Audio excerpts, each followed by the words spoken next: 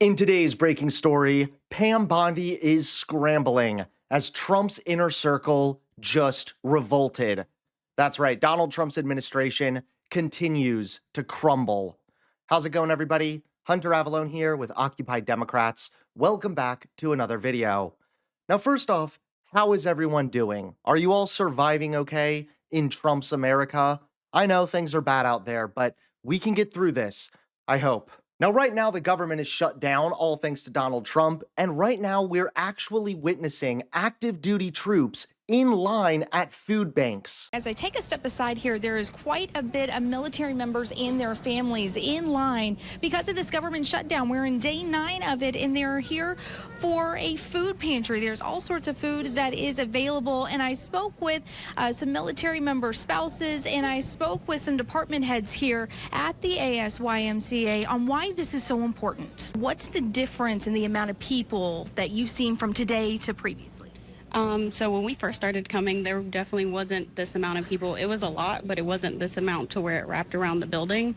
But lately it has been a lot. Like, we were here last week and we were in line for like 2 hours. In a normal week, we usually run out of food about 1 o'clock in the afternoon. Last week, we ran out of food about 10:30. And in quite a hilarious twist, some old clips have resurfaced showing exactly who Donald Trump thinks we should blame for this government shutdown. If you say who gets fired, it always has to be the top. I mean, problems start from the top, and they have to get solved from the top, and the president's the leader, and he's got to get everybody in a room, and he's got to lead. You know, the interesting thing is in 25 years and 50 years and 100 years from now, when the government is, you know, when they talk about the government shutdown, they're going to be talking about the president of the United States. Who was the president at that time? Mm-hmm. They're not going to be talking who the head of the House was, the head of the Senate, who's running things in Washington.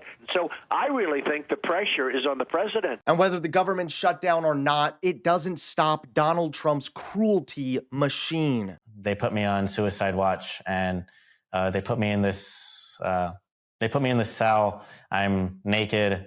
In like a hospital dress and just a concrete bed with like a mattress, like a thin mattress, and they leave the light on 24/7. There's a glass door. An officer's just always standing, like sitting out there. The psychiatric nurse comes and checks on me once a day. And so from Friday morning to Sunday afternoon when I'm released, I'm literally in that cell, naked, just in that room. What the with the light on 24/7. How is this real? Like, this is a nightmare. I mean, like, my blood is boiling right now. And I knew that it was bad. I didn't realize how bad it was. And now Pam Bondi is scrambling as Trump's inner circle just revolted. That's right. Take a look at today's top story. Now, obviously, she's a public figure, so it seems like that may be the reason she was targeted, not necessarily because of the largesse of the scheme. But it does stand out to me because it is a relatively small amount of money that we're looking at.